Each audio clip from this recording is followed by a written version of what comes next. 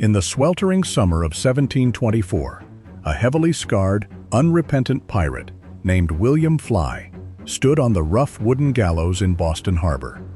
The salty Atlantic breeze whipped across the docks, carrying the stench of low tide and the absolute silence of a massive, expectant crowd.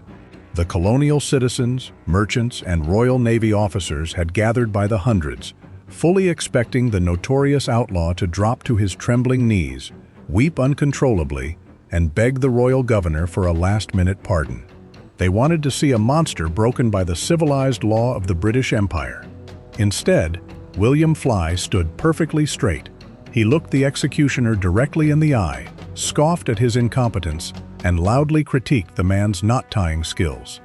Fly then reached up with his own bound hands and physically adjusted the heavy hemp rope around his own neck to ensure the knot sat precisely under his ear, guaranteeing it would snap his spine cleanly rather than leaving him to slowly strangle.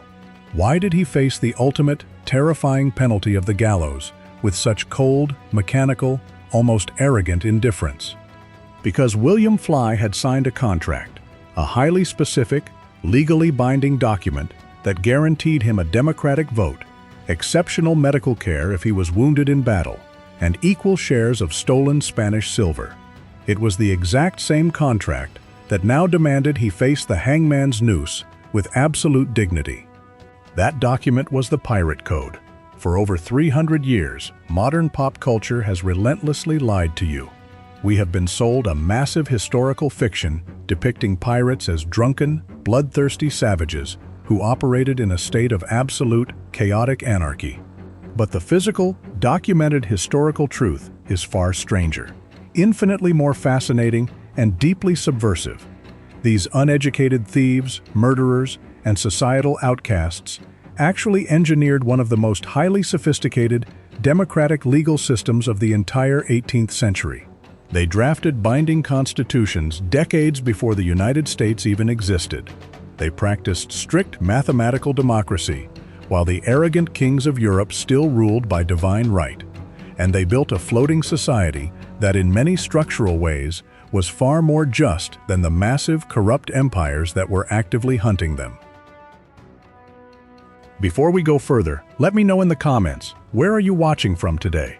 And if you want to verify the proof behind these wild laws, all the original and historical references are linked right down in the description for you to explore. Welcome to the Data Info. Let's set sail.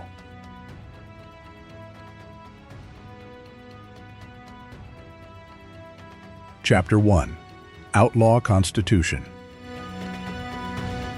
To completely shatter the Hollywood illusion of the chaotic, drunken pirate staggering across the deck of the Black Pearl, you have to deeply understand the brutal, grinding, inescapable reality of the maritime world in the late 1600s and early 1700s.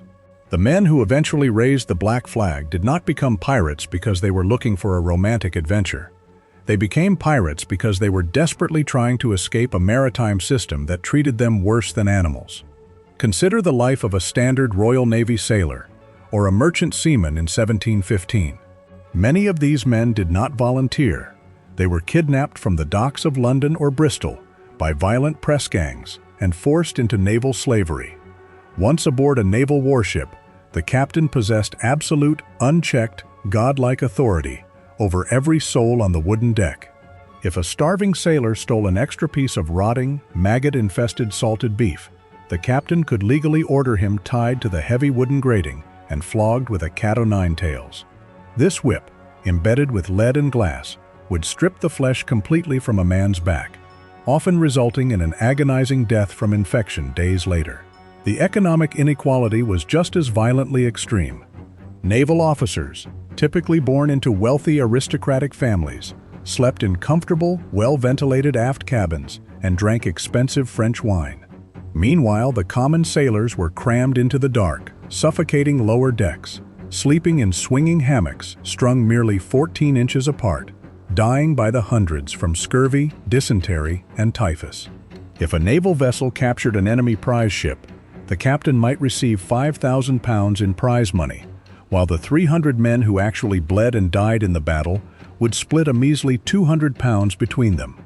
When these desperate, traumatized men finally snapped, mutinied against their tormentors, threw their tyrannical captains into the freezing ocean, and stole the ship, they faced a massive, unprecedented psychological problem.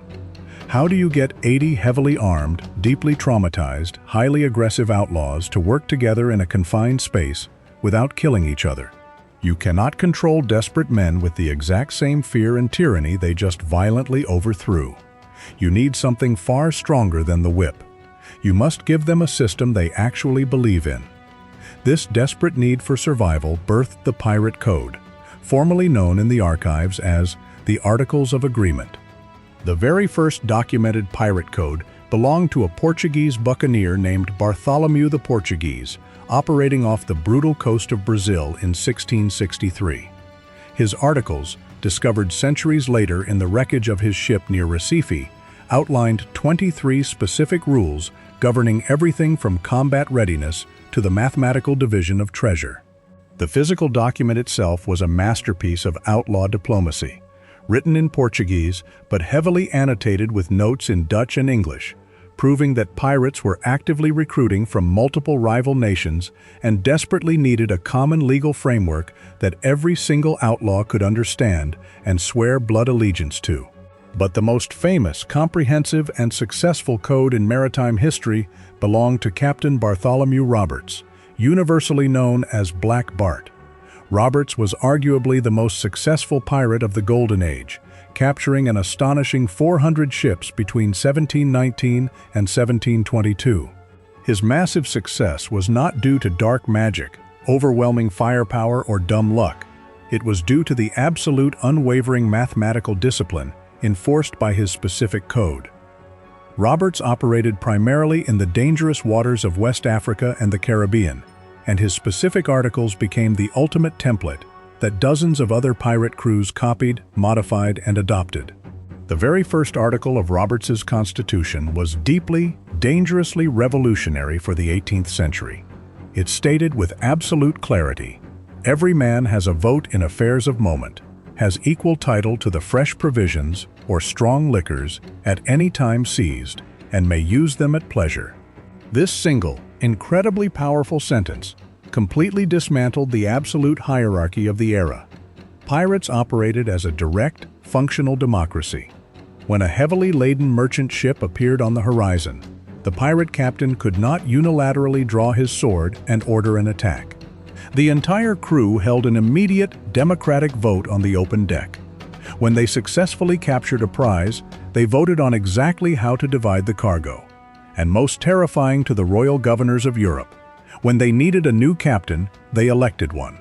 If a pirate captain proved to be a coward in the face of naval cannon fire, or if he began acting like the tyrannical naval officers they had escaped, the crew did not have to suffer in silence or stage a bloody mutiny. They simply called a vote, instantly stripped him of his rank, forced him back into the filthy lower decks with the common crew, and elected a new captain on the spot. Captain Edward England, a highly successful pirate who sailed the Indian Ocean, was famously voted out of his captaincy and marooned by his own crew simply because he showed unauthorized mercy to a captured captain against the majority vote of his men. The crew reminded him violently that even a captain served entirely at their pleasure. To ensure the captain never gained too much power, the pirates engineered a vital system of checks and balances by electing a secondary executive officer, the quartermaster. The pirate captain possessed absolute, unquestioned tactical authority only during the explosive heat of combat or when navigating the ship through a deadly tropical hurricane. But the absolute second the cannons stopped firing and the smoke cleared, the captain's supreme power evaporated, and the quartermaster took over. The quartermaster was the crew's directly elected representative, essentially acting as a floating defense attorney and labor union leader.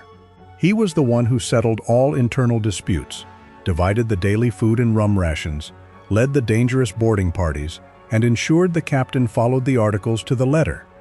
If a captain wanted to discipline a sailor for a minor infraction, he could not touch the man without presenting his case to the quartermaster and securing his approval.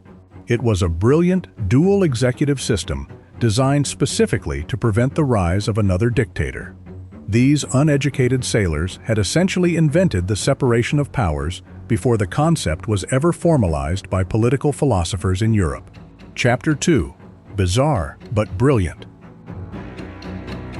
While the democratic voting structure of the pirate code was historically revolutionary, the specific, daily laws that governed the microscopic details of life on the wooden decks were bizarre, hyper-specific, and incredibly strict. These laws were not written by enlightened scholars sitting in comfortable universities. They were written in blood by violent men desperately trying to prevent themselves from killing one another over petty grievances. Take, for example, Article 3 of Roberts's Code, which stated, "No person to game at cards or dice for money." To a modern observer, this might seem incredibly strange. Why would lawless, rum-drinking pirates ban gambling? This absolute prohibition had absolutely nothing to do with religious morality or Christian piety. It was a cold, calculated, brilliantly pragmatic mechanism for survival. You have to understand the psychological pressure cooker of a pirate sloop. A card game that ended in a massive financial debt would instantly breed murderous resentment. A sailor who owed a massive debt to his crewmate might wait until they were high up in the rigging during a midnight storm and silently push his creditor into the dark, freezing ocean. A crew actively fighting over dice could not operate the complex, heavy hemp rigging required to outmaneuver a heavily armed British naval frigate. The strict ban on gambling eliminated the primary cause of internal murder and preserved the economic equality of the crew. Even more fascinating is Article 7, which addressed a subject you would never associate with heavily armed killers: music. The article stated, "The musicians to have rest on the Sabbath day, but the other 6 days and nights, none without special favor." Yes, pirate ships had official, full-time musicians. Fiddlers, drummers, and horn players were highly prized recruits. They played during battles to strike psychological terror into the hearts of their enemies, and they played during the long, agonizingly boring weeks at sea to keep morale from collapsing. This specific article guaranteed the musicians one mandatory day off per week to rest their hands and their instruments, which was vastly more labor protection than most sailors in any Royal Navy received at the time. Article 9 addressed the inevitable reality of violence directly. No striking one another on board, but every man's quarrels to be ended on shore, at sword and pistol. Think about the sheer psychological brilliance of this law. Pirates were inherently aggressive, deeply violent men, fueled by massive daily rations of high-proof Caribbean rum. Disagreements and insults were an unavoidable biological certainty. But if a brawl broke out on the crowded, weapon-filled deck of a ship, it could instantly escalate into a massive, ship-wide riot. Friends would jump in to defend friends, steel would be drawn, and the crew would be left crippled, bleeding, and completely vulnerable to a naval ambush. Therefore, the code explicitly forbade any physical violence while on the ship. If two pirates had a blood feud, they were legally forced to swallow their pride and work together professionally until the ship finally dropped anchor at a beach or a lawless port. Only then, under the strict, formal supervision of the quartermaster, were the two men rowed to the sand. They were placed back to back, ordered to march a set number of paces, and told to turn and fire their single-shot flintlock pistols. If both men missed, they immediately drew their heavy iron cutlasses and fought until first blood or death. By formalizing the violence, regulating it, and moving it physically off the fragile wooden ship, the pirate code prevented the entire crew from tearing itself apart in the middle of the ocean. However, the absolute crown jewel of the pirate code, the most fascinating, progressive, and deeply shocking element of their outlaw society, was Article 8. This article established what historians now recognize as the world's first documented, comprehensive maritime workers' compensation program. Sailing an 18th-century vessel was an incredibly dangerous industrial occupation. Even outside of combat, men were routinely crushed by massive falling wooden blocks. Their fingers were violently severed by heavy hemp ropes caught in the wind, and they were swept overboard by rogue waves. During a naval battle, the horror was magnified 1,000 times over, as limbs were violently shattered by heavy iron grape shot or massive, jagged wooden splinters flying across the deck. In the British Royal Navy, if a sailor had his leg blown off by a Spanish cannonball, the ship's surgeon would amputate it with a rusty, unsterilized saw, while the man bit down on a piece of leather. Once the sailor recovered and was deemed unfit for duty, he was immediately, unceremoniously discharged from the Navy, without a single penny of pension. He was dumped on the cobblestone docks of London or Portsmouth and left to slowly starve to death as a crippled beggar in the gutters. The pirates, possessing a brutal understanding of human nature, recognized that if they wanted men to charge fearlessly into heavy musket fire during a boarding action, they had to completely remove the paralyzing financial terror of injury. Roberts' code clearly, mathematically stated that if any man lost a limb or became a cripple in the service of the ship, he was to instantly receive exactly 800 pieces of 8 directly from the communal treasury. If the injury was less severe, the compensation scaled accordingly. A lost eye guaranteed 100 pieces of 8. A severed finger brought the same.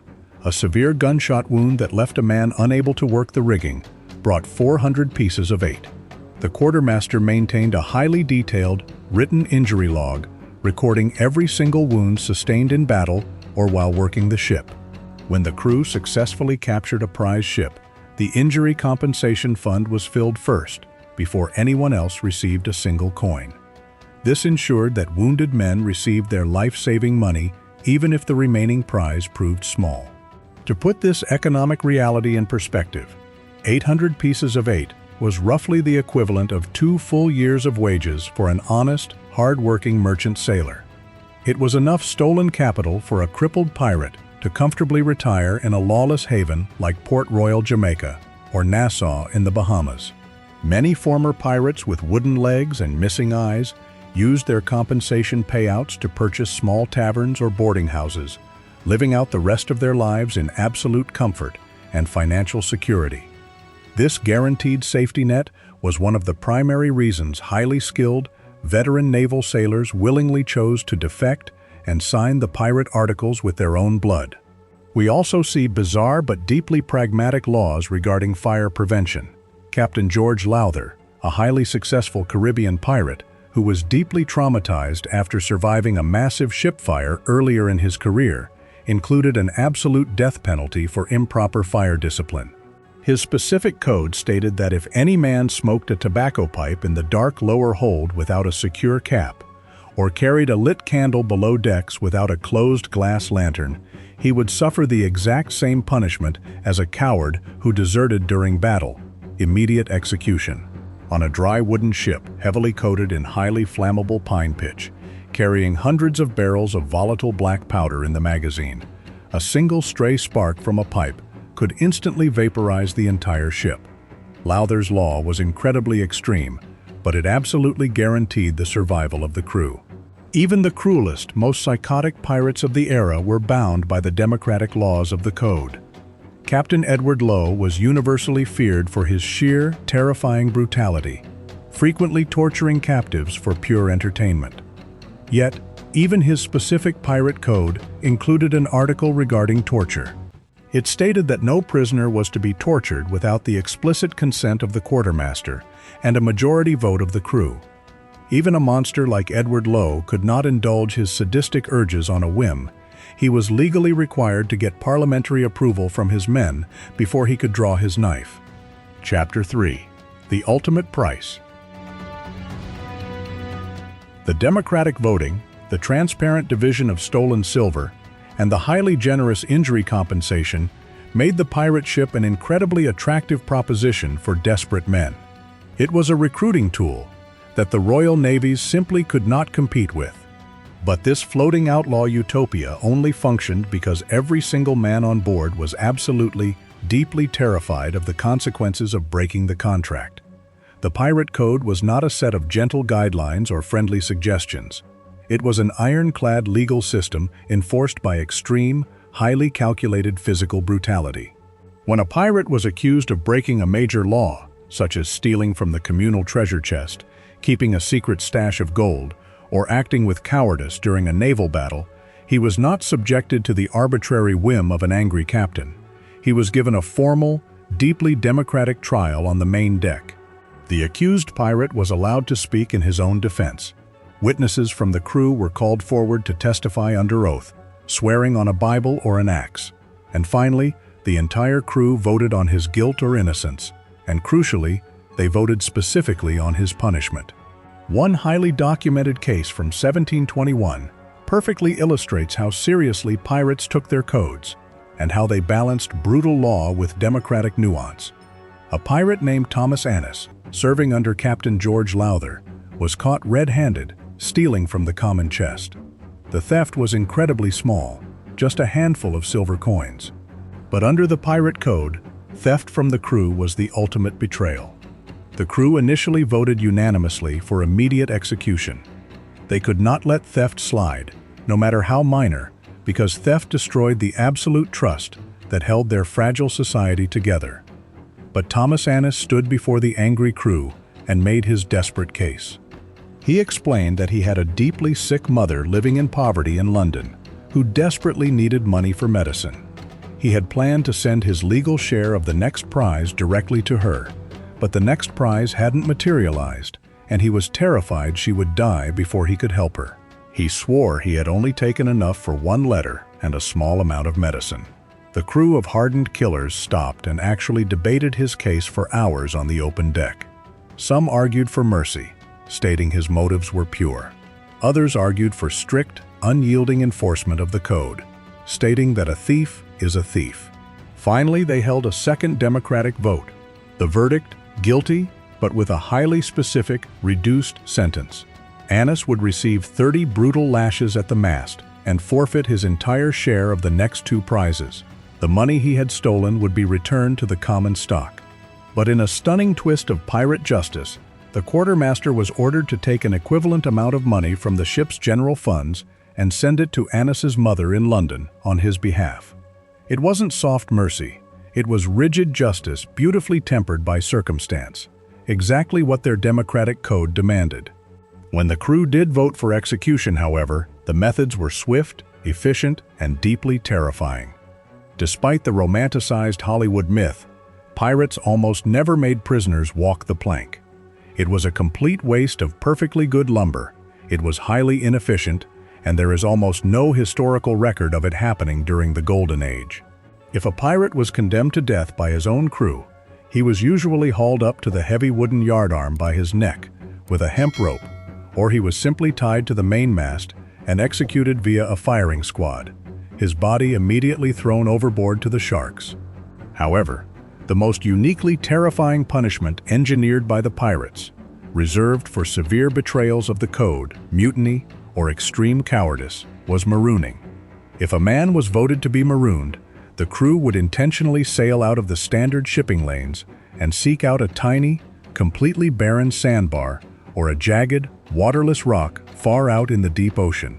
The condemned pirate was forcefully rowed to the sand. He was left with exactly 3 items: a single bottle of water, a small measure of gunpowder, and a heavy flintlock pistol loaded with one single lead ball. The pistol was absolutely not provided so the man could hunt for food. It was provided as a dark, deeply psychological gesture of pirate mercy. The crew knew exactly what the biological reality of the island entailed. The blistering tropical sun would bake the man's skin until it blistered and peeled away. The single bottle of water would be consumed within hours.